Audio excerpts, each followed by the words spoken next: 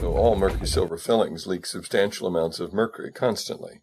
The amount increases with any kind of stimulation, and as a result, mercury from fillings produces the majority of human exposure to mercury.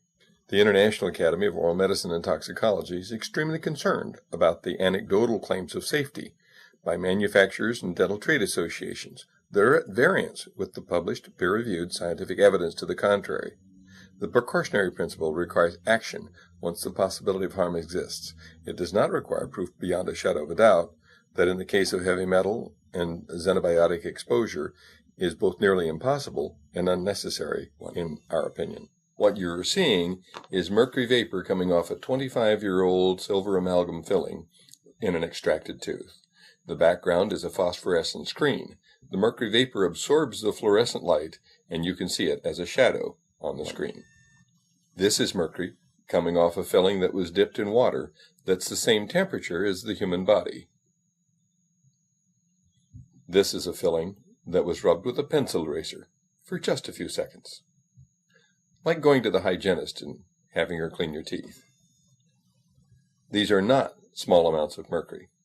If you can see it, it's more than 1,000 times higher than the Environmental Protection Agency will allow for the air that we breathe.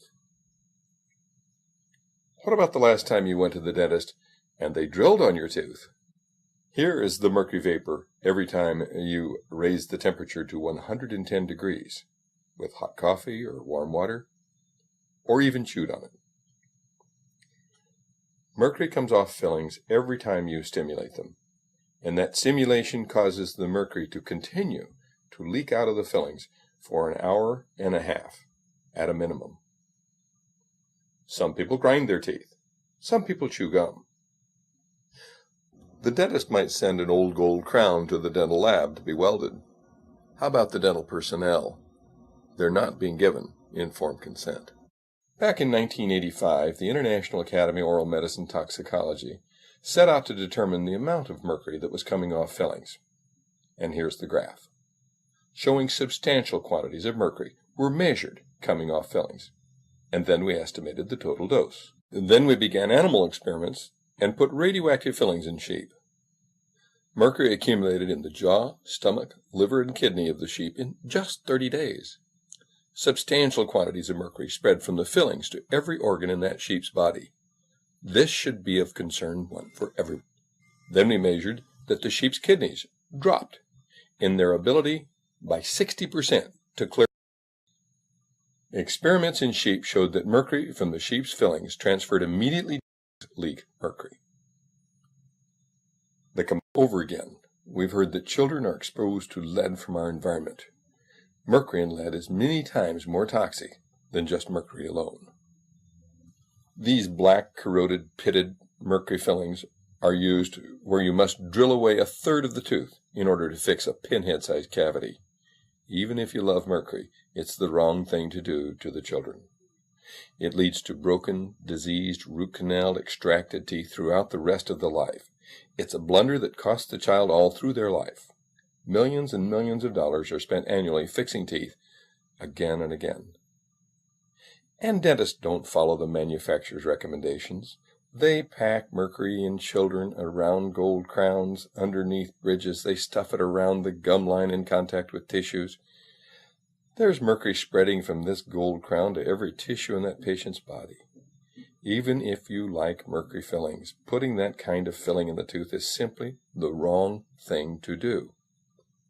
Harold Lowe, the former director of the National Institute of Dental Research, back in 1993, wrote, "The first filling is a critical step in the life of a tooth.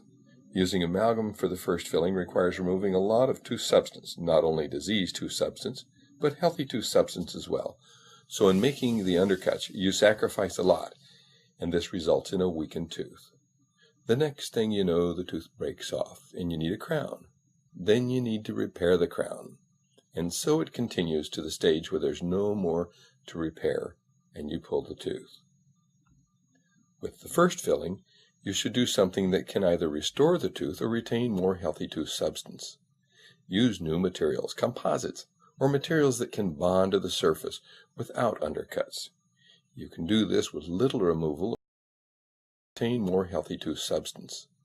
Use new materials, composites, or materials that can bond to the surface without undercuts. You can do this with little removal of the tooth substance so that the core of the tooth is still there. I would add that the cost of all that dental repair over and over again makes the cost of mercury fillings enormous, even if you don't consider the neurological impairment and the brain damage that they surely cause in dental personnel, and the infertility and the heartbreak that they've caused to so many families. It is the opinion of this Academy that responsible government agencies should prohibit the use of these fillings until such time as their manufacturers produce the alleged evidence of safety.